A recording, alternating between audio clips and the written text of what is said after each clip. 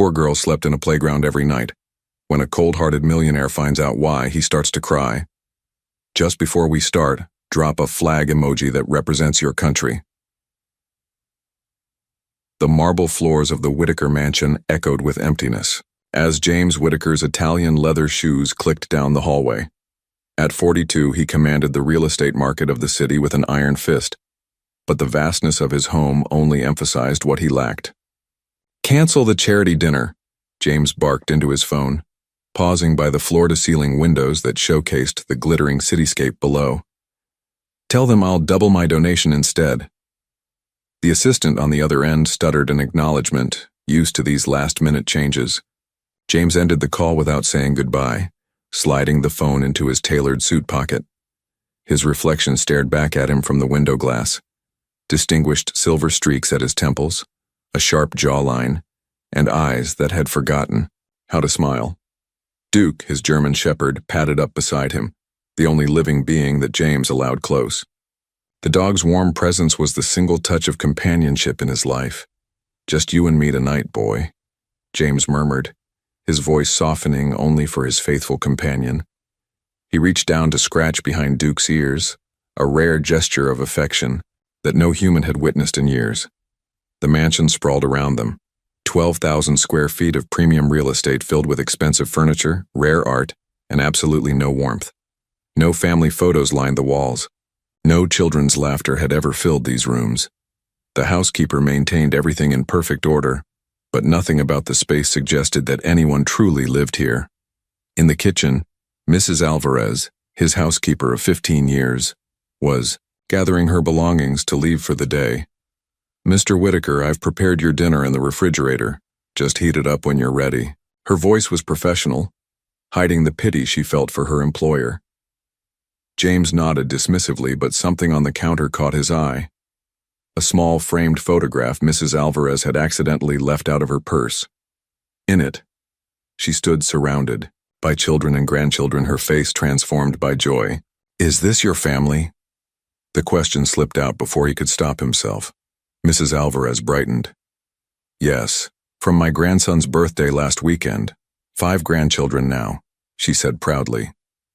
Something shifted in James's expression, a flicker of emotion so brief that Mrs. Alvarez almost missed it.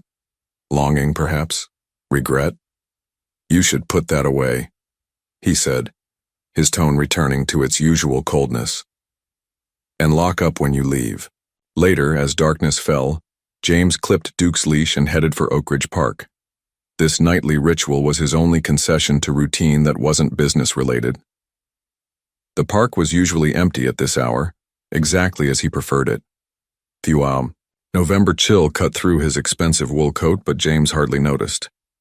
His mind was already drifting to tomorrow's business acquisitions, calculating profits, planning his next corporate takeover. People feared him in boardrooms. His competitors dreaded his name. He had built his empire on being ruthless and uncompromising. Yet, as the city lights twinkled in the distance, an unfamiliar melancholy washed over him. The image of Mrs. Alvarez's family photo lingered in his mind. What would it be like to have people waiting for you? To have someone's eyes light up when you walked through the door? James shook his head, banishing the thought. He had chosen this path: wealth, power, independence. He didn't need the complications of relationships. He didn't need anyone. But as Duke trotted ahead on the winding park path, leading James deeper into the shadows of Oak Ridge Park, fate was preparing to challenge everything the wealthy man believed about himself and the life he had built. Little did he know that what awaited him on that cold night would shatter the walls he had so carefully constructed around his heart. As James followed Duke deeper into the park, the usual silence of his evening routine was broken by an unusual sight. Duke suddenly tensed, ears perked forward, attention fixed on a park bench partly hidden in the shadows of a large oak tree. "Duke, heel," James commanded, but for the first time, his loyal companion ignored him. The German shepherd trotted purposefully toward the bench, tail wagging. James squinted through the darkness. There was something or someone huddled there, a small figure curled up against the cold using a worn backpack as a pillow. "Hey!" James called out sharply. "This isn't a hotel." The figure startled and sat up quickly. In the dim glow of the distant park lamp, James found himself looking at a young girl, no more than 9 years old. Her clothes were tattered but clean, her face smudged with dirt and her eyes wide with fear. "I'm sorry, sir," she said, her voice surprisingly composed despite her obvious fear. "I wasn't causing any trouble." James frowned, taken aback by her formal response. "Where are your parents? Do you realize it's almost midnight?" The girl clutched her backpack tighter. "My mom will be back soon. She told me to wait here." Duke had already reached the bench and, to James's astonishment, gently nuzzled the girl's hand. She smiled, a brief, genuine smile that transformed her tired face, and scratched the dog behind his ears. "He doesn't like strangers," James said, more to himself than to her.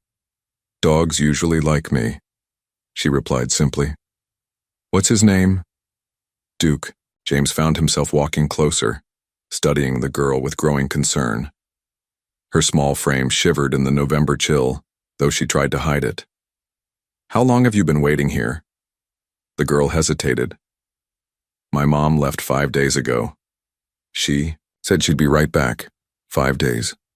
James felt something unfamiliar twist in his chest. Anger, perhaps, at the parent who would abandon a child in a park. Or maybe something else, something he couldn't quite name.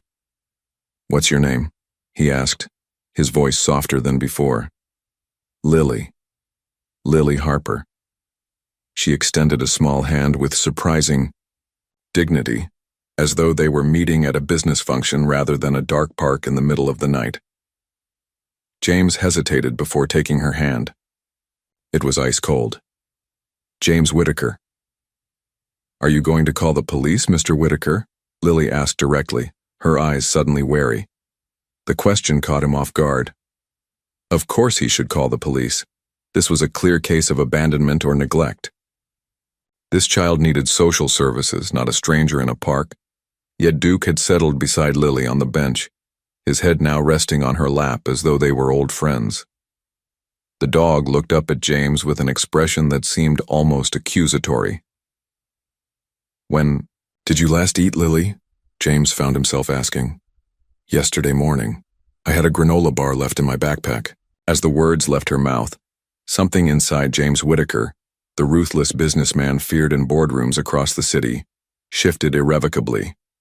In that moment, the carefully constructed walls around his heart developed their first hairline crack. James pulled out his phone, his thumb hovering over the screen. The responsible thing would be to call the authorities immediately.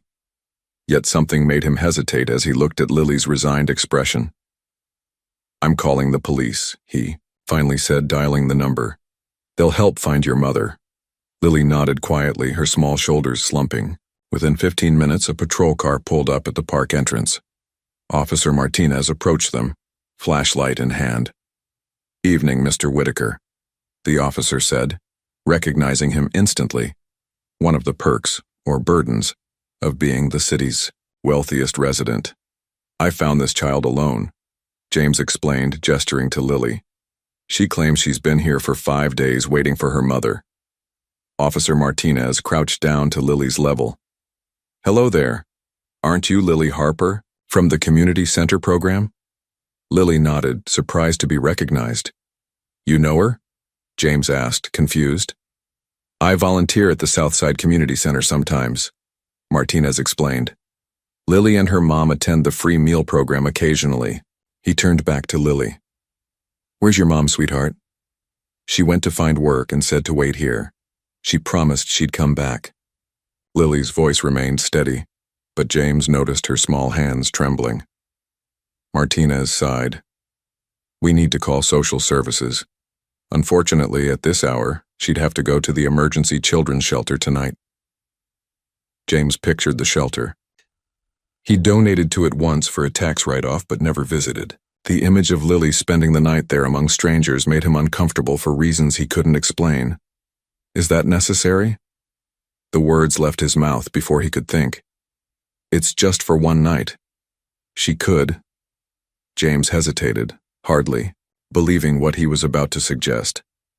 "She could stay at my guest house until morning. Then we can sort this out properly." Both Martinez and Lily looked at him with surprise. "That's unusually generous, Mr. Whitaker," Martinez said carefully. "But there are protocols." "I'm aware," James interrupted. "But it's nearly midnight. You know me, officer. My reputation in this city. Surely one night won't hurt while you locate her mother." After a lengthy discussion and several phone calls, Martinez reluctantly agreed, taking James's information and promising to return first thing in the morning. As they walked toward the park exit, Lily stumbled slightly from exhaustion.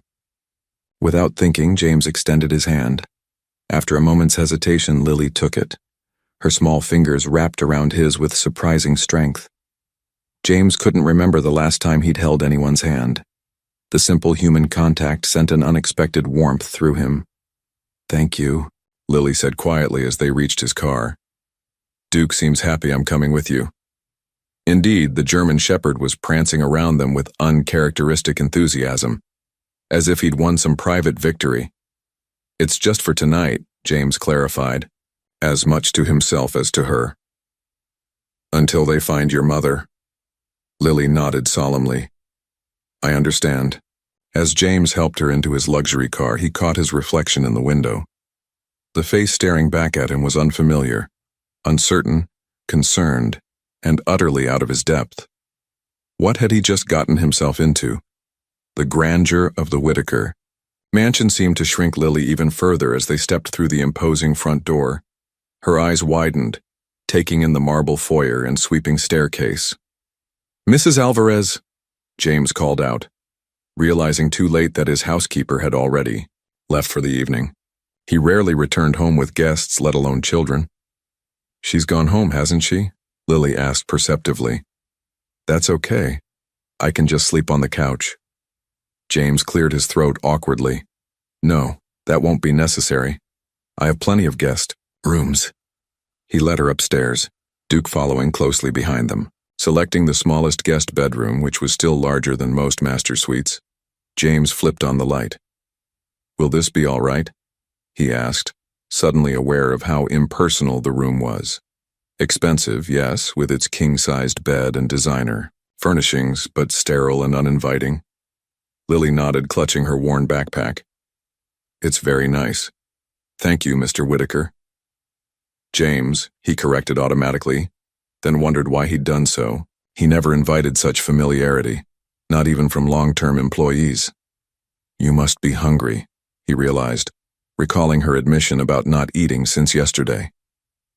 In the kitchen, James stared blankly at his refrigerator. Mrs. Alvarez had left his prepared dinner, but nothing suitable for a child. He awkwardly reheated some pasta and placed it before Lily, who sat at the massive dining table looking like a doll in a giant's house. "Thank you, James," she said politely, taking small, careful bites as if savoring every morsel. The silence felt oppressive.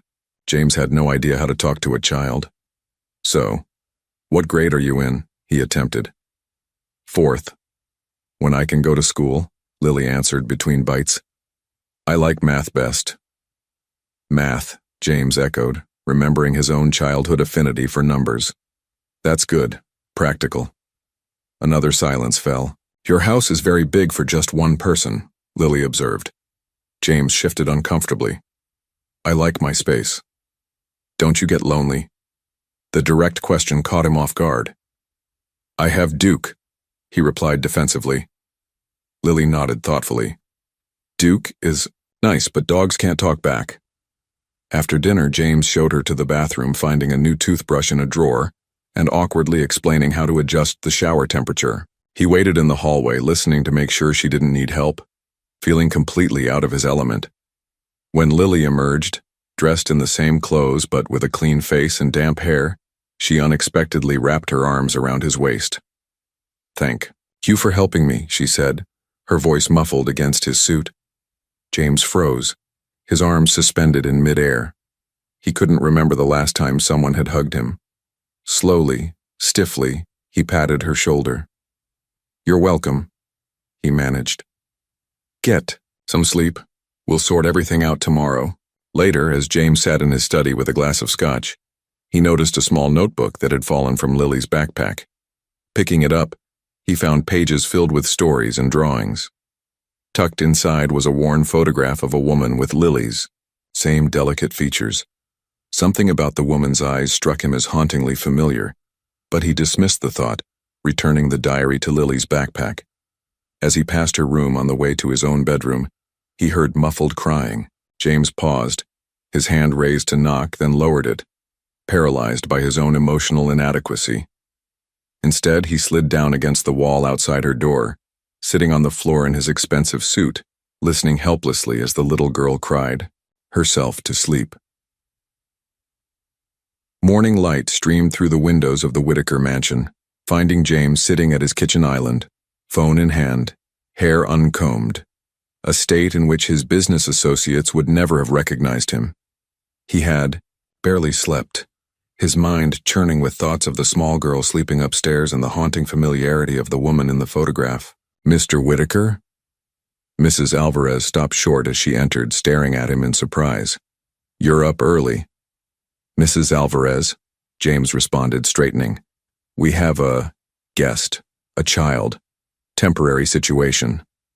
Before he could explain further, Lily appeared, in the doorway, Duke at her side as if he'd appointed himself her personal guardian. The German shepherd, normally aloof with everyone except James, had apparently switched his primary allegiance overnight. "Good morning," Lily said politely.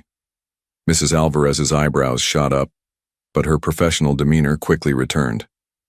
"Good morning, young lady. Would you like some breakfast?" While Lily ate pancakes that Mrs. Alvarez whipped up, James made 2 phone calls. The first was to Officer Martinez, who informed him that they'd found no trace of Emma Harper yet but were continuing to search. The second call was to his office. "Rebecca, clear my schedule today," he instructed his assistant. "Family emergency." Rebecca's stunned silence spoke volumes. In 15 years, James Whitaker had never missed work for personal reasons. After breakfast, a freshly showered and properly dressed James led Lily to his home office. "I'm going to help find your mother," he explained, his tone more gentle than any of his employees would have believed possible.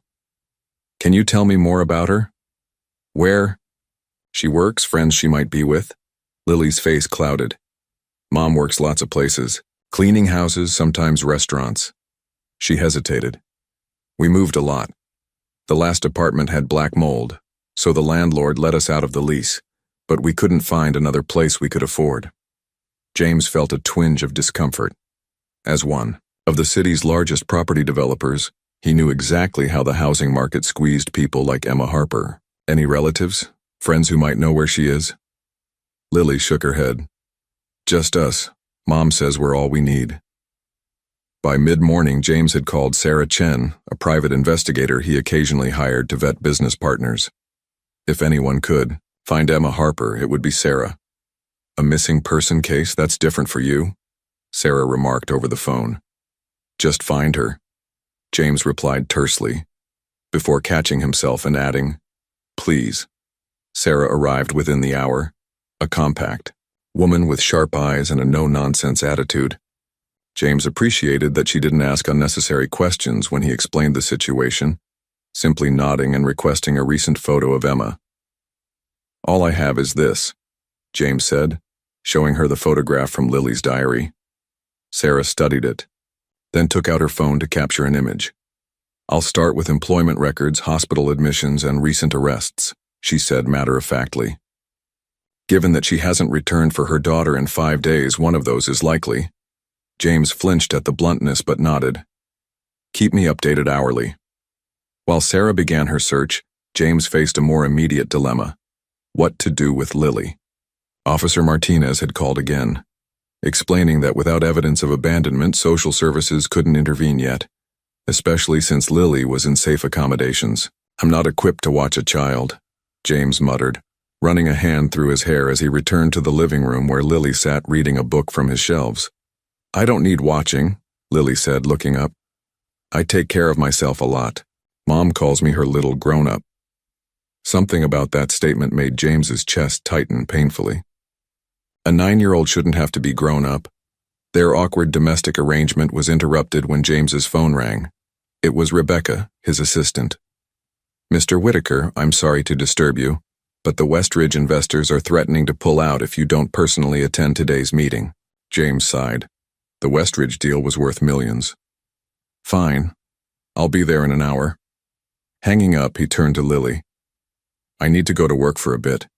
Mrs. Alvarez will stay with you." Lily nodded understandingly, but her eyes betrayed a flash of fear that James recognized all too well, the fear of being left behind. "I'll come back," he found himself promising, "and we'll have dinner together."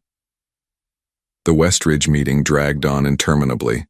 Throughout the negotiations, James found his mind wandering to the little girl waiting at his home, when his business partner, Alexander Reed, made a snide comment about James's sudden interest in charity cases.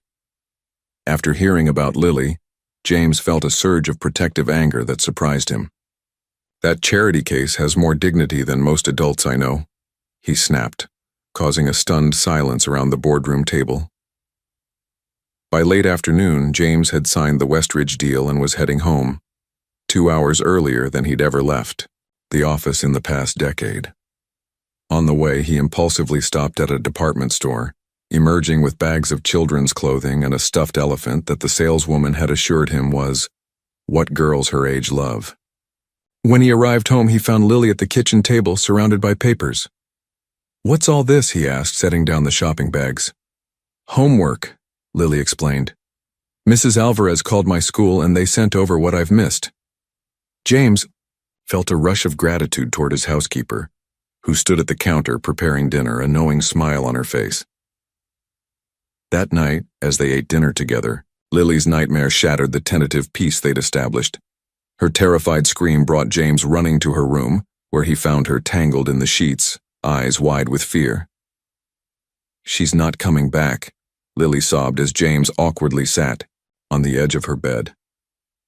"Something bad happened to her, I know it."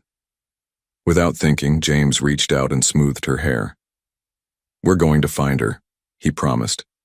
"I have the best person in the city looking for her right now." As Lily's tears subsided, she leaned against his shoulder, the simple gesture of trust undoing him completely. James Whitaker, who had built his reputation on being heartless, found himself holding a trembling child until she fell asleep, wondering how his carefully structured life had changed so dramatically in just 24 hours. James's cell phone vibrated just as he was pouring his morning coffee. Sarah Chen's name flashed on the screen. "I found her," Sarah said without preamble. "Where?" James asked, stepping away from the kitchen where Lily was eating breakfast with Mrs. Alvarez. "That's where it gets complicated," Sarah replied, her normally confident voice hesitant. "I need to see you in person, alone."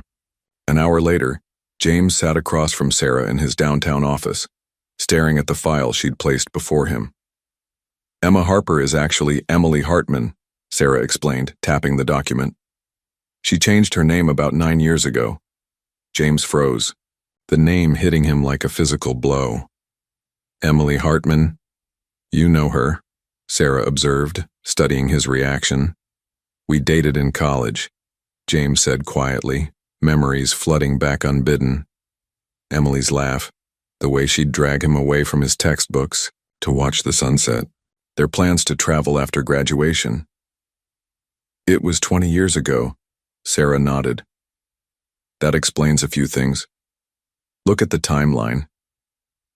James flipped through the pages, his heart pounding as the facts aligned with devastating clarity. The birth certificate, listing Lily's age as 9 years. Emily's name changed shortly after Lily was born. The timing of their breakup 20 years ago, when James had chosen his career ambitions over their relationship. "Are you saying—" James couldn't finish the sentence. "DNA would confirm it," Sarah said gently, "but the timing certainly suggests Lily could be your daughter." James stood abruptly, turning to face the window. The city skyline, his empire, stretched before him, suddenly meaningless. "Where is she now?" he asked, his voice barely audible. "County General Hospital," Sarah replied. "She was brought in unconscious 5 days ago after an accident at a construction site. No ID was found, so she was admitted as a Jane Doe. She was working under the table for Meridian Construction. Meridian is one of my subsidiaries, James said hollowly.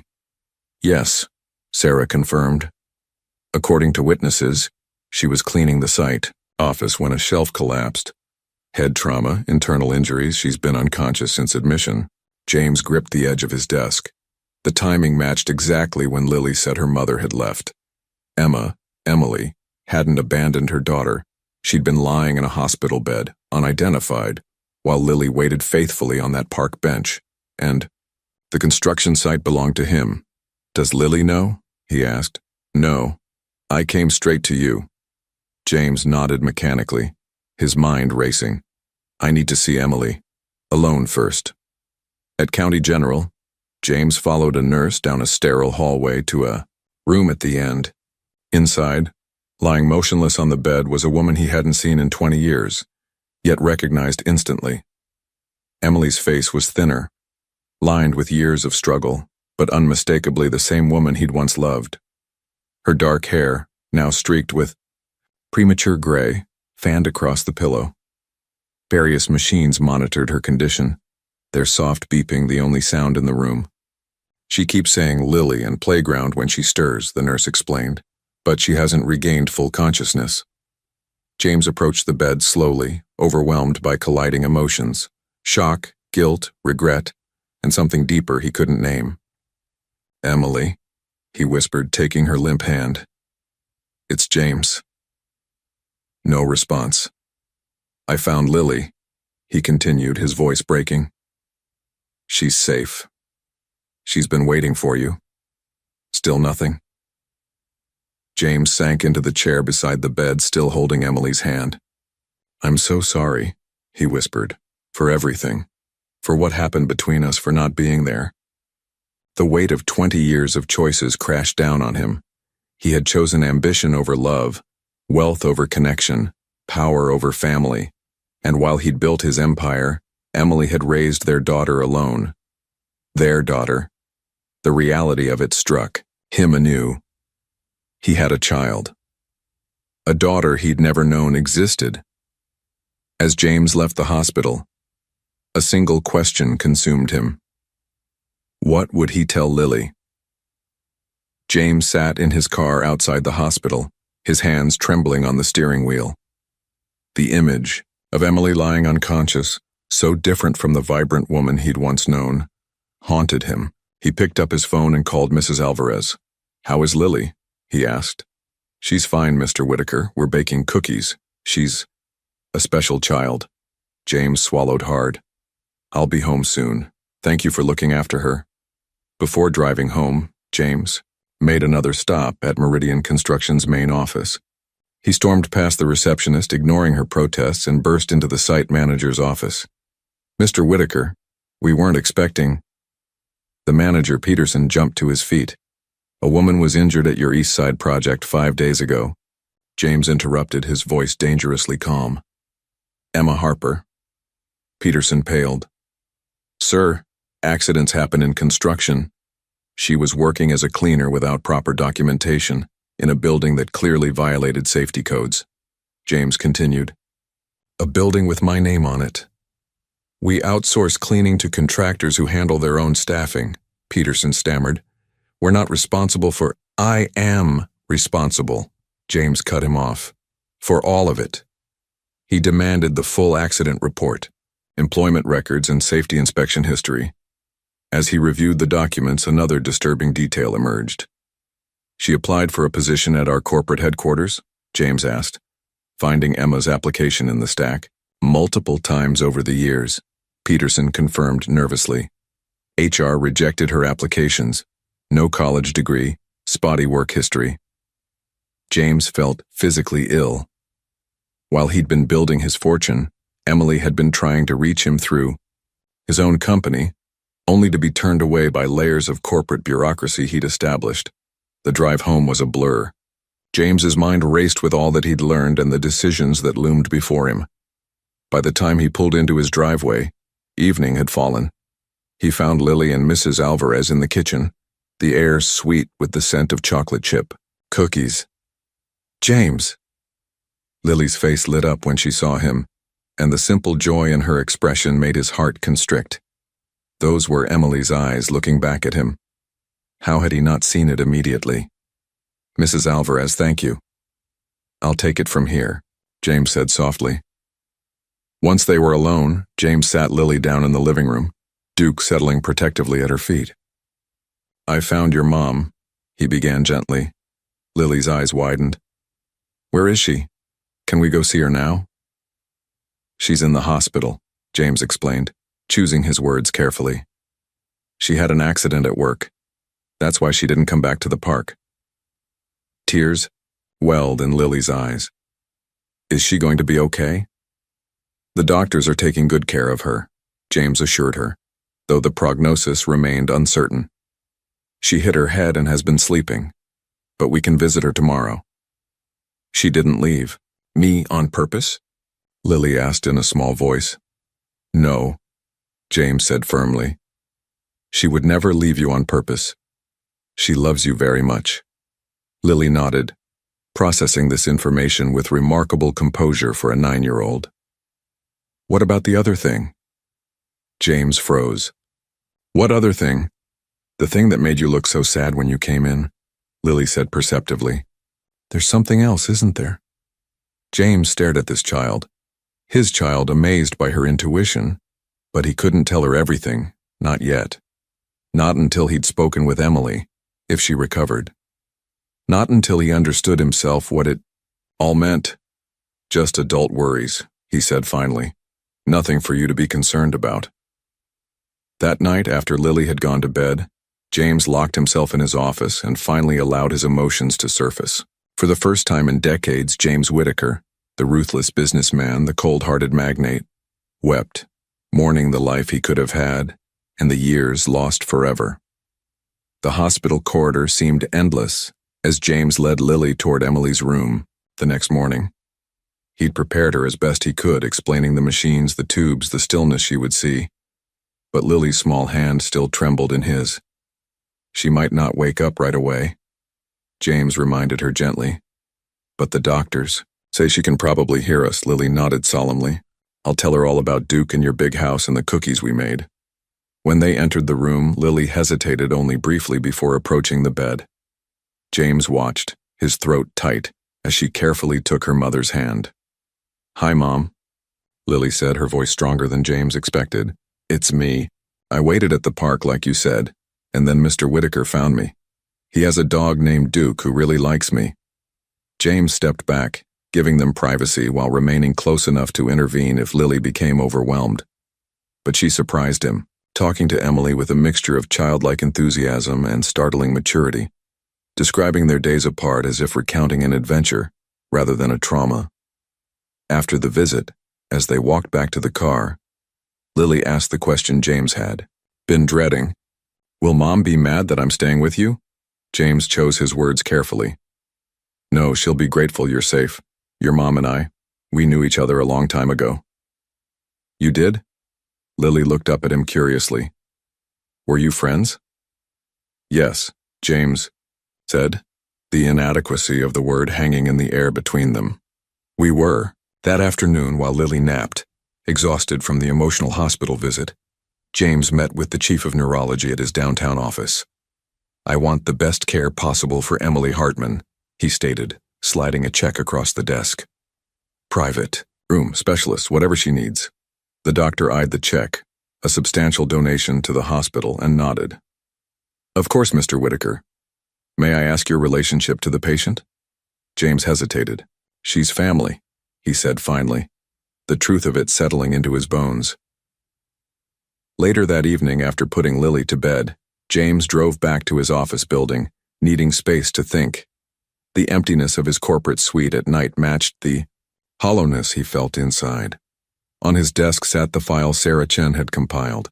Emily's work history over the past decade, a string of minimum wage jobs, eviction notices, medical bills marked payment plan, school records showing Lily's frequent transfers as they moved from one affordable apartment to another.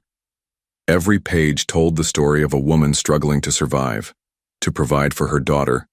While he had accumulated wealth beyond reason, The worst revelation had come that afternoon, when James had confronted the construction site foreman directly. The man had reluctantly admitted that safety protocols had been repeatedly ignored to cut costs and meet deadlines. Deadlines James himself had imposed from his corner office, never considering the human cost of his profit margins. James Whitaker had built his empire on being ruthlessly efficient, on squeezing every penny from every project. How many other Emily Hartmans had been casualties of his success? For the first time, James examined his wealth and found it hollow. What good was owning half the city if people like Emily, like Lily, suffered for it?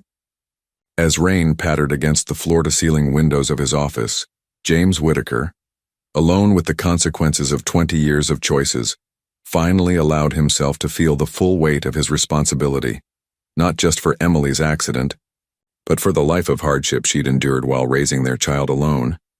He'd chosen ambition over love all those years ago.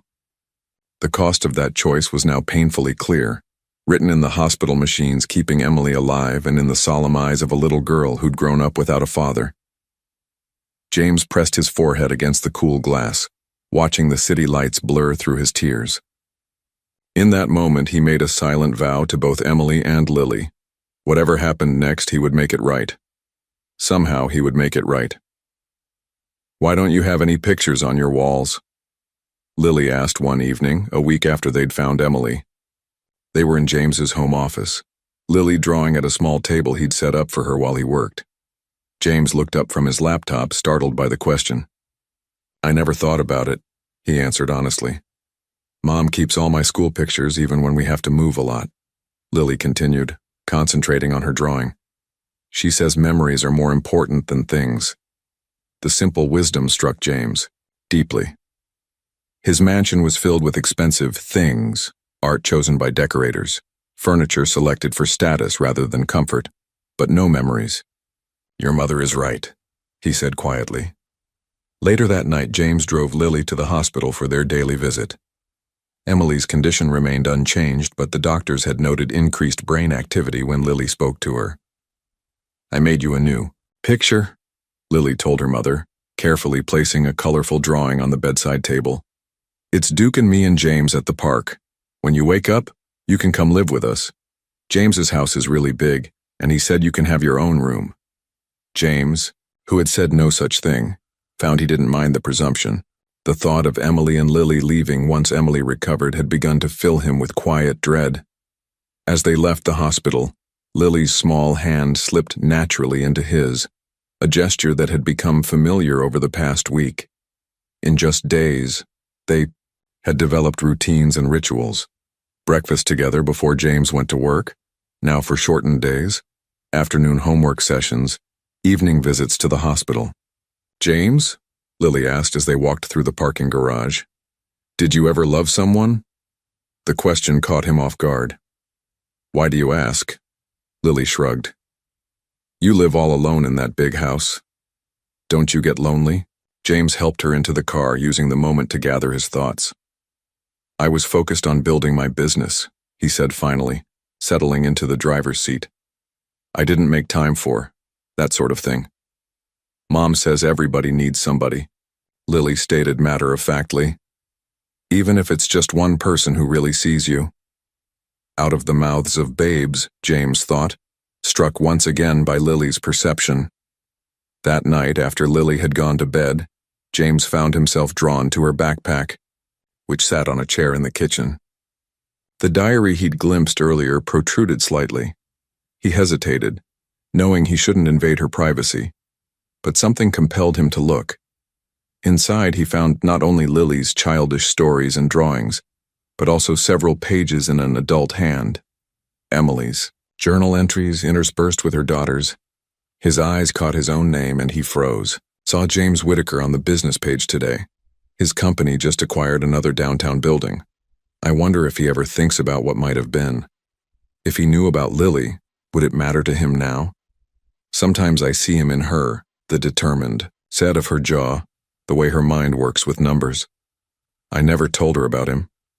What would be the point? He made his choice long ago. James closed the diary, his hands trembling. Emily had recognized their daughter's resemblance to him, had seen him in Lily's mannerisms and talents. Yet she'd never reached out, never told him he had a child. He should feel angry at being denied knowledge of his daughter for 9 years. Instead, he felt only profound sadness and understanding. The James Whitaker that Emily had known, that he himself had been until recently, would not have welcomed a child disrupting his ambitions. Would he have even believed her? Or would he have accused her of trying to extract money from him, hired lawyers to keep her at bay? The realization was painful but honest. Emily had made the best choice she could with the man he had been. The question now was, what kind of man would he choose to be going forward? 2 weeks had passed since James found Lily in the park. 2 weeks that had transformed his carefully ordered life into something unrecognizable and unexpectedly meaningful. Each morning now began with Lily's chatter over breakfast. Each evening ended with their hospital visits, where they would talk to the still unconscious Emily about their day. James had rearranged his entire schedule, delegating responsibilities. He'd never trusted to anyone before, leaving the office by 4 o'clock to pick Lily up from the private tutor he'd arranged. The corporate titan who once regularly worked 16-hour days now spent his evenings helping a 9-year-old with fractions and reading her bedtime stories. Mr. Whitaker? Dr. Patel, Emily's neurologist, approached as James sat in the hospital corridor while Lily had her private time with her mother. May I speak with you? James stood, instantly alert. Has something changed? We're seeing encouraging signs, Dr. Patel explained. Increased responsiveness, especially during your visits. Ms. Hartman seems particularly reactive to the child's voice. That's good news, James said cautiously. It is, but I'm concerned about the duration of her unconscious state. I'd like to bring in a specialist from Boston, Dr. Eleanor Chen. She's pioneering some innovative approaches to traumatic brain injuries. Do it, James said without hesitation. Whatever it costs. Dr. Patel nodded. There's something else.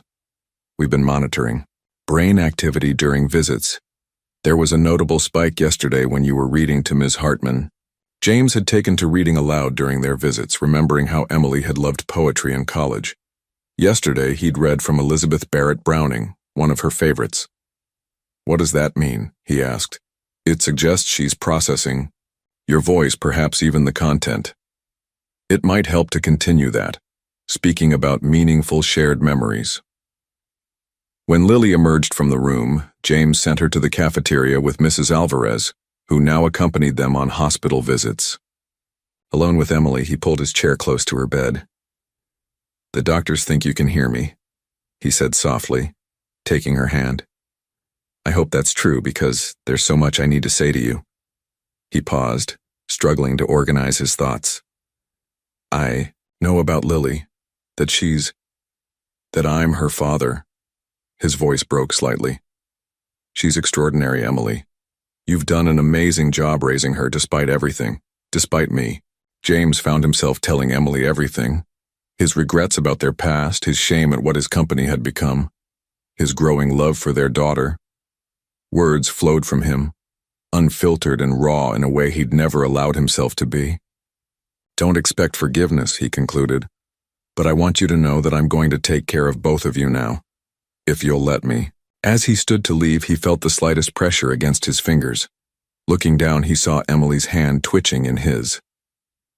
Emily, he whispered. Her eyelids fluttered but didn't open. James pressed the call button frantically. Within moments, Dr. Patel and a team of nurses rushed in. For the next 3 days, James barely left the hospital as Emily showed increasing signs of consciousness. Dr. Chen arrived from Boston and implemented a new treatment protocol. Lily, sensing the change, became both excited and anxious, asking endless questions that James did his best to answer honestly. Will Mom remember me?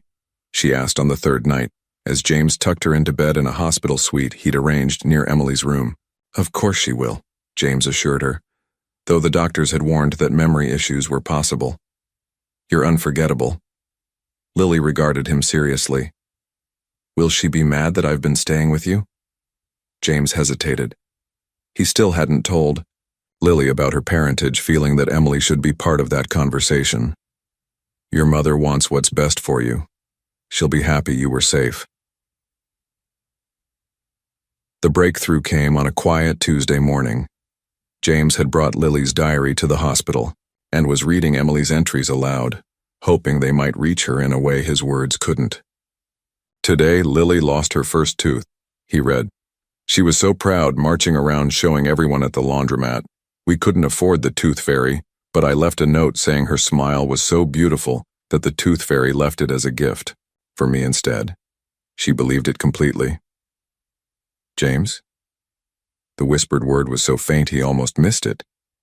James looked up from the diary to find Emily's eyes open, confused but unmistakably conscious. Emily, he breathed, hardly daring to believe it.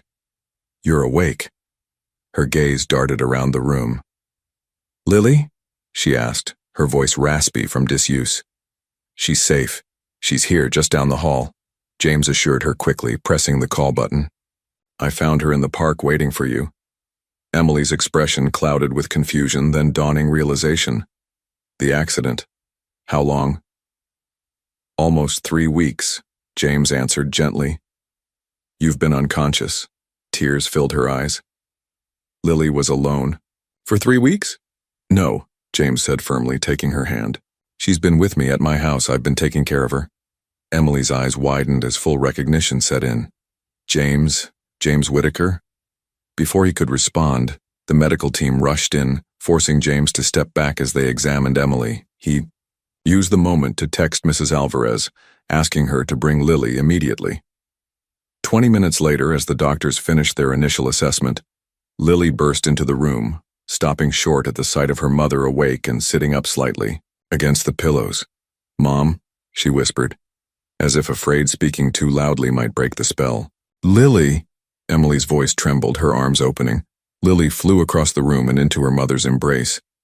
James stepped back, giving them privacy for their reunion, his own eyes wet as he watched Lily sob against Emily's shoulder. Later, after Lily had fallen asleep curled against her mother's side. Emily's eyes met James's over their daughter's head. How did you find her? Emily asked quietly. Pure chance, James admitted. I was walking my dog in the park. She was sleeping on a bench. Emily closed her eyes briefly, pain crossing her features. I told her to wait by the playground. I'd be right back. I was going to pick up my paycheck and look at an apartment. Her voice broke. I never meant to leave her. I know, James said gently. It wasn't your fault. Emily studied him, taking in the changes 20 years had wrought. You know, don't you? About Lily? James nodded. I hired a private investigator to find you. She uncovered your name change, the timing of everything. He hesitated. Why didn't you tell me, Emily? Emily's gaze dropped to their sleeping daughter. Would it have mattered? She asked softly. You made it very clear what your priorities were when you left. The simple truth of her words stung, but James couldn't deny them. I was wrong, he said simply, about everything that mattered. A complexity of emotions crossed Emily's face. Pain, doubt, and something else James couldn't quite identify. Before either could speak again, a nurse entered to check Emily's vital signs, ending their conversation just as it had begun to breach the gulf of 20 years. The doctors insisted on keeping Emily for observation despite her remarkable recovery. In the days that followed, a cautious routine developed. James would bring Lily to the hospital after school, then step away to give mother and daughter time together.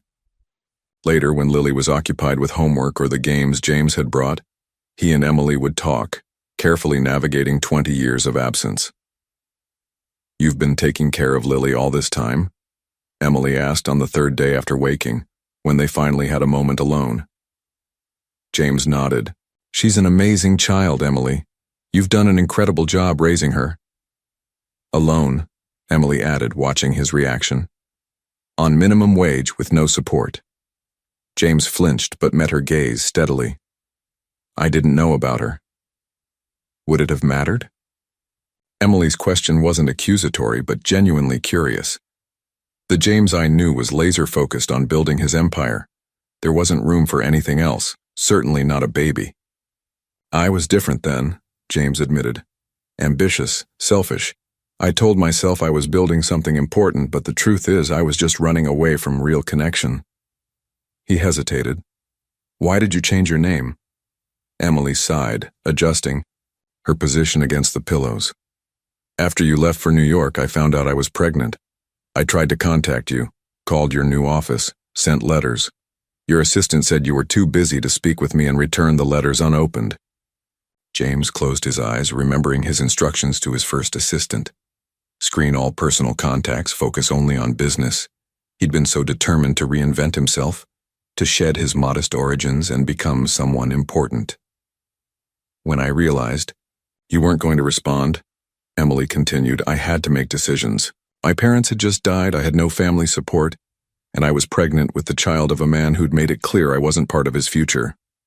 So you changed your name, James supplied, the weight of her isolation settling on him. Emily nodded. Fresh start. I moved upstate, had Lily, worked whatever jobs I could find. It was hard, but we managed. Until recently, James said gently. Emily's eyes filled with tears. The economy, housing costs, everything got harder. We lost our apartment, couldn't find another we could afford. I was working 3 jobs and still falling behind. She looked away. I never wanted Lily to know how bad things were.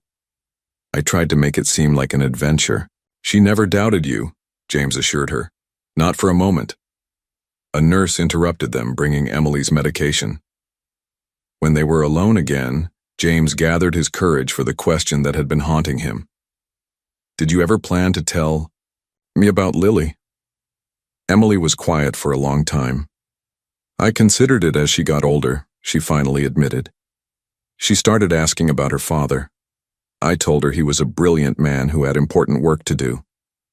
Not that I'd abandoned you, James noted. You didn't know about her, Emily said simply. I couldn't bring myself to tell her that her father had chosen success over love. That seemed cruel. But I couldn't lie and say you died either. She glanced toward the doorway where Lily was visible talking to a nurse. As she got older, I started thinking she deserved to know you. I applied for jobs at your company several times, thinking if I could just get in the door. You were trying to reach me, James realized, remembering the job applications Peterson had shown him. Emily nodded, but when I couldn't get past HR, I took it as a sign. Maybe it was better for Lily not to know a father who might reject her. The painful honesty hung between them. Decades of unspoken truths finally aired. I wouldn't have rejected her, James, said quietly. Not her. The man you are now, perhaps not, Emily acknowledged. But the man you were then? James couldn't answer with certainty. The ambitious young man he'd been, so determined to prove himself, might well have seen a child as an obstacle or responsibility to be managed rather than embraced. I want to be in her life now, he said instead. In both your lives, if you'll let me. Before Emily could respond, Lily bounded back into the room, a drawing clutched in her hand. Look what I made. It's all of us at James's house when you get better. Emily studied the crayon figures, Lily in the middle, holding hands, with both adults. It's beautiful, sweetheart. When can we tell her? James asked quietly later after Lily had fallen asleep in the recliner. Emily watched their daughter's peaceful face. Soon, she promised. When I'm out of here. We'll tell her together. As James left the hospital that night, he realized something had shifted between them. Not forgiveness exactly, but perhaps the beginning of understanding. The past couldn't be changed, but for Lily's sake and perhaps their own, they might find a way forward together. Mr. Whitaker, there's a situation that requires your attention. Rebecca's voice over the intercom interrupted James's morning meeting. I'm in the middle of something, he replied, glancing at the executives around his conference table. Sir, it's on the front page of the Business Journal. 10 minutes later, James stared at the headline. Real estate mogul discovers long-lost daughter. Below was a photo of him and Lily leaving the hospital. How did they get this? James demanded. Rebecca shrugged helplessly. Someone at the hospital, maybe? It quotes sources close to the family, saying you've discovered you have a 9-year-old daughter with a former girlfriend who was recently injured at one of your construction sites. James grabbed his coat. Cancel everything. I need to get to the hospital before Emily sees this. He was too late. When he arrived, Emily was sitting up in bed, the newspaper in her lap, her expression unreadable. I was going to tell you, James began. I've been trying to keep the press away, but it's fine, Emily said quietly. I knew this would happen eventually. You're too high profile for it to stay secret. Where's Lily? James asked, glancing around. With the child life specialist. They're doing art therapy. Emily folded the newspaper. We need to tell her today, James, before she hears it from someone else. That afternoon, they sat together on Emily's hospital bed, Lily between them, puzzled by their serious expressions. Sweetheart, Emily began gently. Remember how you've asked about your father before? Lily nodded, her eyes darting between them.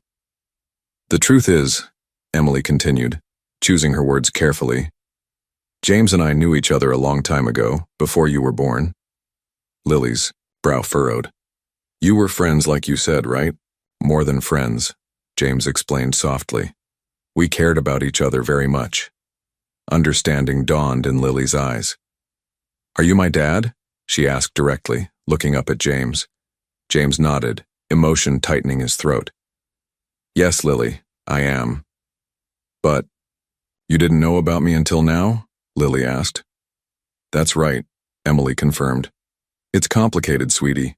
Sometimes grown-ups make mistakes and don't communicate well. Lily processed this, her expression thoughtful. That's why Duke liked me right away, she concluded with a child's logic. He knew we were family. James laughed softly, relieved by her response. Maybe he did. I knew there was something, Lily said, looking between them. You both get the same wrinkle right here when you're thinking. She touched the space between her own eyebrows. Emily reached over to squeeze James's hand, a silent acknowledgement of their daughter's perception. As the news broke publicly, James faced the media directly, issuing a statement confirming that he had recently discovered he had a daughter and requesting privacy as they navigated this new family dynamic. Rather than hiding, he used his platform to announce the establishment of the Harper Foundation, dedicated to supporting single parents in crisis. At Emily's discharge, photographers crowded the hospital entrance. James arranged a private exit, bringing them back to his mansion where Emily settled into a guest suite to continue her recovery. The first days were awkward, Emily uncomfortable with the luxury, James uncertain how to share his space, Lily bouncing between them, delighted to have both parents under one roof. This place is like a museum, Emily remarked one evening after Lily had gone to bed. Everything perfect but nothing personal. James looked around his immaculate living room with new eyes. It never bothered me before. That's because you weren't really living here, Emily observed. You were just staying here. The next day, James came home to find the refrigerator door covered with Lily's artwork, held up by colorful magnets. A family photo Emily had taken of the three of them at the hospital sat framed on the mantel.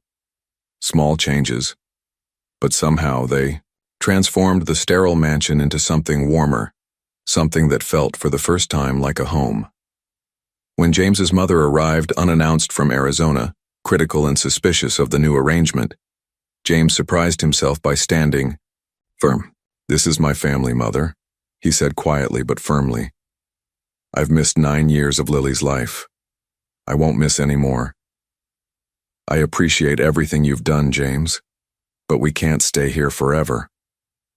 Emily stood in James's home office, her posture conveying a determination he remembered well from their college days. 6 weeks had passed since Emily's discharge from the hospital. Her physical recovery had progressed remarkably, though she still tired easily. During that time, the three of them had fallen into a tentative routine that felt increasingly natural. Breakfasts together before James left for work, dinners where Lily chattered about school, Weekend outings carefully planned to avoid the paparazzi who still occasionally lurked outside the gates. "Why not?" James asked, leaning back in his chair. "There's more than enough room." Emily sighed. "That's not the point. I need my independence back. I need to work, to support myself and Lily." "You don't have to work," James pointed out. "The trust fund I set up for Lily covers everything she needs, and I'm happy to—" "That's exactly what I'm talking about," Emily interrupted. "I've taken care of my daughter, our daughter, on my own for 9 years. I can't just hand over that responsibility and become—" "What? Your dependent?" James stood, frustration rising. "Is your pride really worth disrupting Lily's life again? She's settled here. She loves her new school. Duke would be heartbroken." Emily's eyes flashed. "Don't use our daughter as emotional leverage. This isn't about pride. It's about teaching Lily the values I believe in. Self-reliance. Working for what you have. And what about teaching her about family? About parents who make it work together?" James countered. "Make what work, exactly?" Emily asked quietly. "What exactly are we to each other, James?" The question hung between them unanswered. In the weeks of cohabitation, they had focused entirely on Lily, carefully avoiding any discussion of their own relationship. They were cordial, occasionally even warm, united in their love for their daughter, but separated by 20 years of different lives and lingering ghosts from their past. "I've found an apartment," Emily continued, when James didn't respond. "It's in Oak Ridge, close enough that Lily can stay in her school. 2 bedrooms, affordable." "Oak Ridge? That area is—" James began. "Not up to your standards?" Emily finished sharply. "I was going to say far from your doctor's," James replied evenly.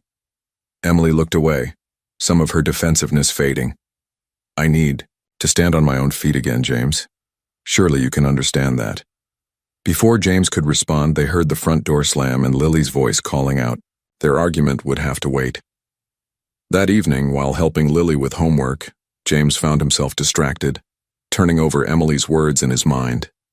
Had he been trying to control everything, just as he did in business?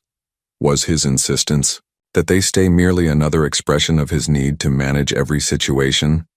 "Dad?" Lily's voice pulled him back. "You're not listening."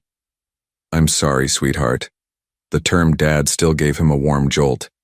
Lily had adopted it naturally after learning the truth, as if making up for lost time. "Are you and Mom fighting?" Lily asked directly.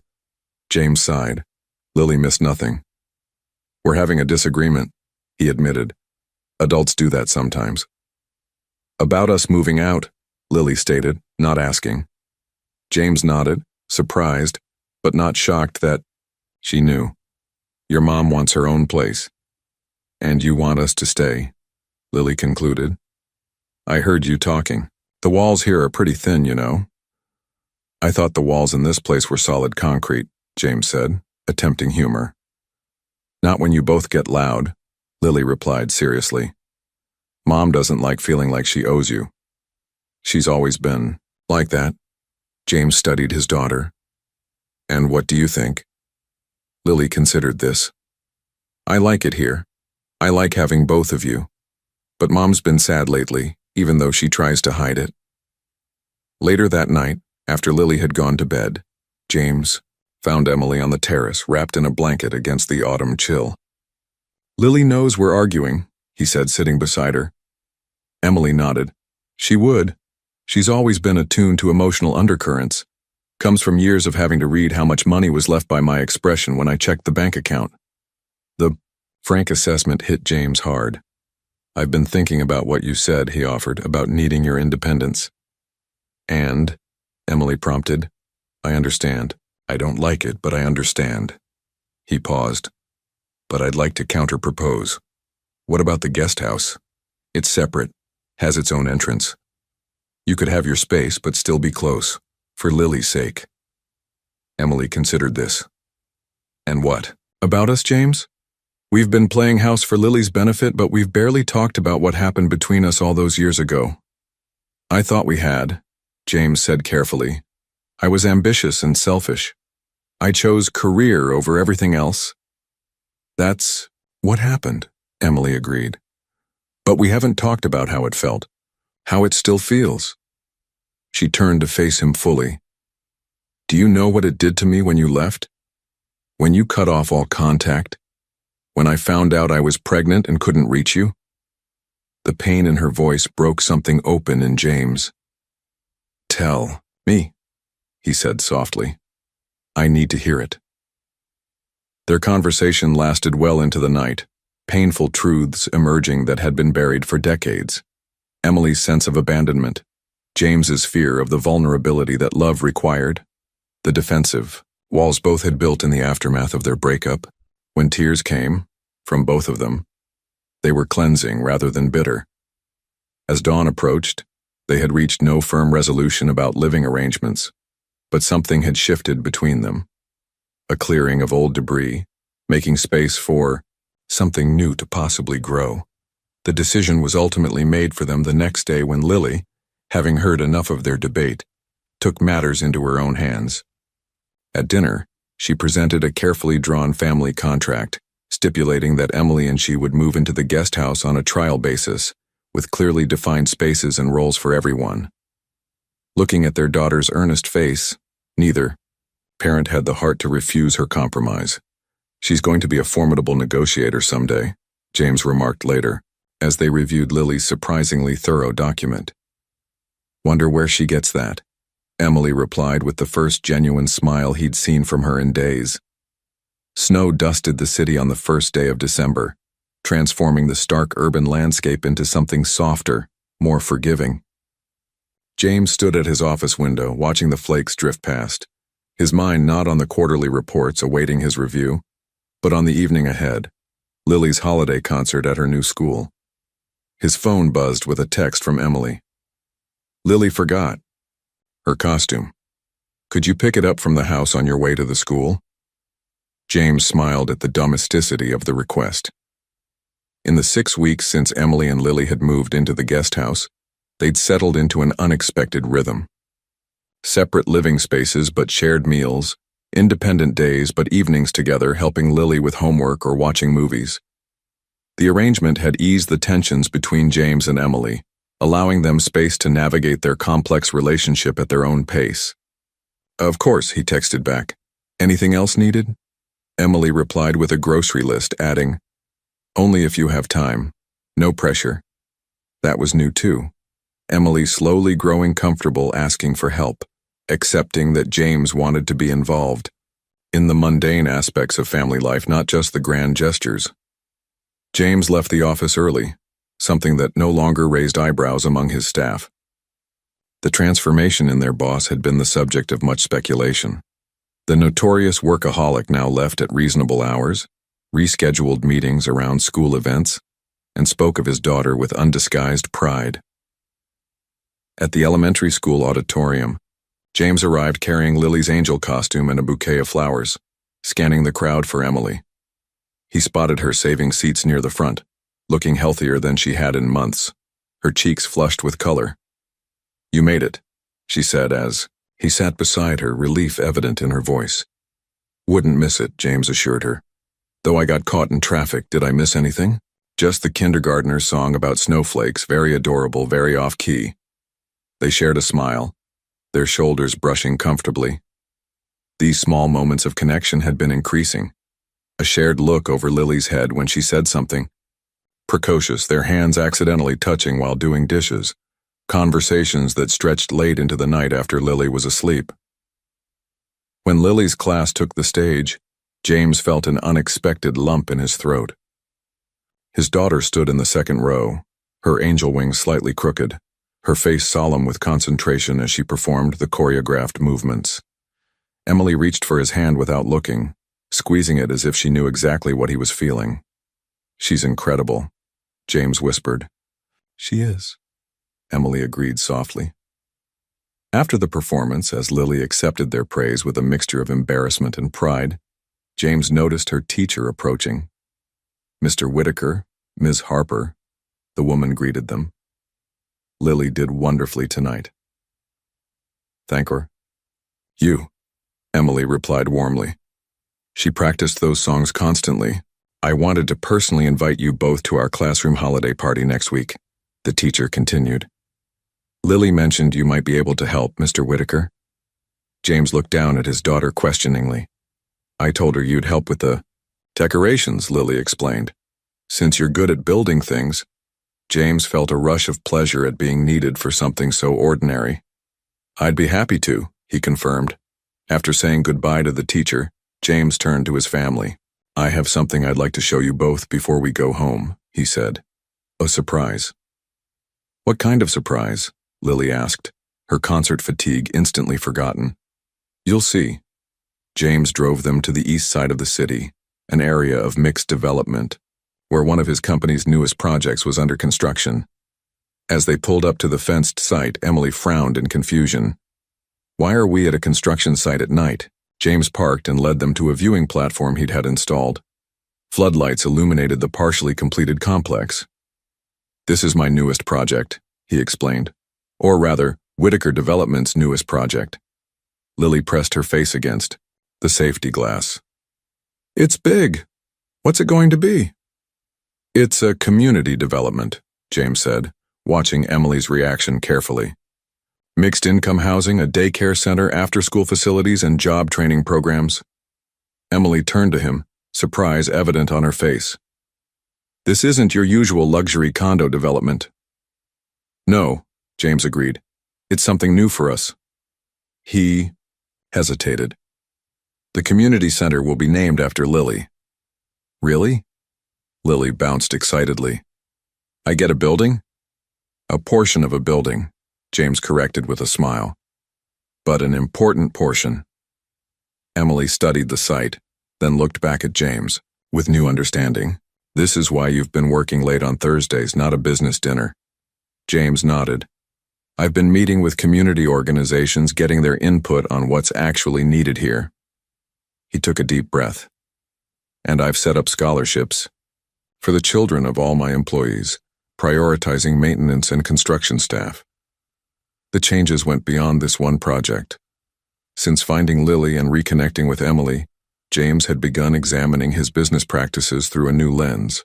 The ruthless efficiency that had built his fortune suddenly seemed hollow when he considered the human cost.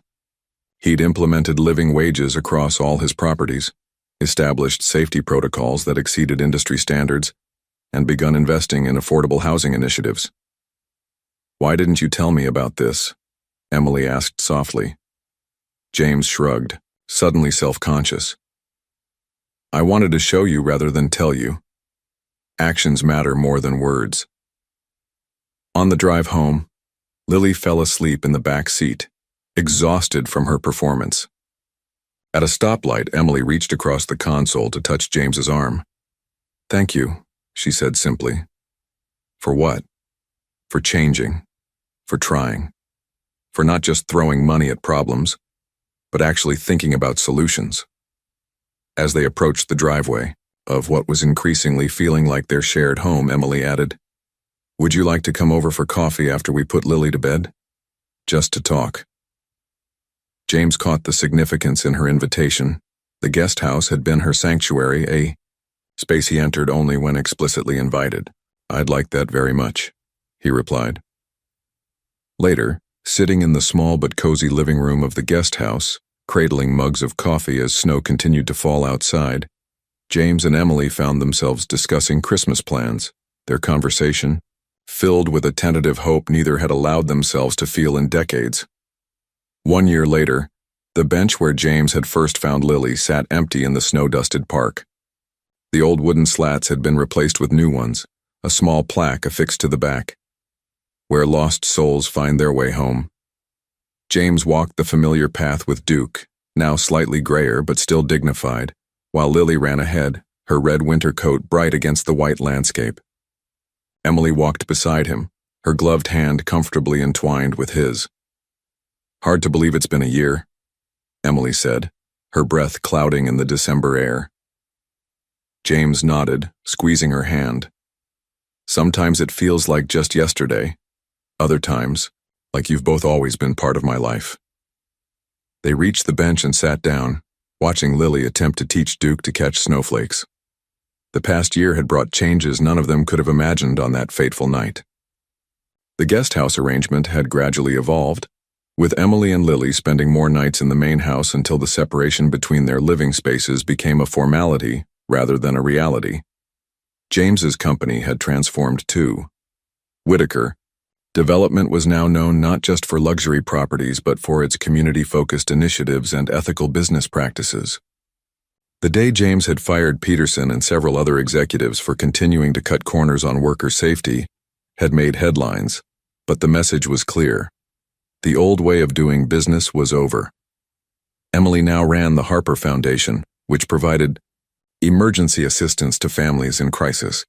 Her personal experience made her uniquely qualified to understand what families truly needed in their most vulnerable moments. "Do you ever wonder what would have happened if I hadn't been walking Duke that night?" James asked, watching their daughter's carefree play. Emily considered this. "I probably would have lost custody of Lily when they found me in the hospital. You might never have known about her." She turned to face him. "But I like to think we would have found our way to each other eventually." "How so?" "I believe some connections are meant to be, even if the path getting there isn't straight," Emily replied. "We needed to become different people before we could be right for each other again." James reached into his pocket, feeling the small, velvet box he'd been carrying for weeks, waiting for the perfect moment. This bench, where everything had begun, suddenly seemed exactly right. "Emily," he began, shifting to face her fully. "When I found Lily here, I thought I was rescuing a lost child. I didn't realize I was the one being saved." Emily's eyes widened as he withdrew the box and opened it, revealing a simple but elegant diamond ring. "I'm not asking because of Lily, or because it's the proper thing to do," James continued. "I'm asking because this year has shown me what I was missing all those years of pursuing wealth and power. Real connection, love, family." He took a deep breath. "Will you marry me? Not for convenience, not for appearance, but because I love you, both the girl I knew in college and the strong woman you've become." Emily's eyes filled with tears that caught the winter sunlight. "Are you sure? Your life was so orderly before we crashed into it." "Orderly and empty," James replied. "I don't want order if it means living without you both." "Yes," Emily whispered. "Yes, I'll marry you." As James slipped the ring onto her finger, Lily came running back, Duke bounding beside her. "Did you ask her?" she demanded, her cheeks flushed with cold and excitement. "Did she say yes?" James laughed. "You knew, Dad?" Lily rolled her eyes in exaggerated patience. "You asked me for permission last week, remember? Plus, you're not very sneaky about hiding jewelry boxes." As they walked home together through the gently falling snow, James reflected on the transformative journey of the past year. The man he had been, isolated in his wealth, devoid of genuine connection, was gone, replaced by someone who understood that true wealth couldn't be measured in property holdings or bank balances. It was here, with his daughter's mitten-covered hand in his right hand and his fiancée's grasp in his left, that James Whitaker finally found what his success had never been able to provide: a sense of belonging, purpose, and unshakable joy. The park around them was now part of a revitalized community space, with a playground and family shelter constructed by Whitaker Development. Where there had once been only a lonely bench in the darkness, there was now light, laughter, and the promise of new beginnings for many families beyond their own. The circle was complete.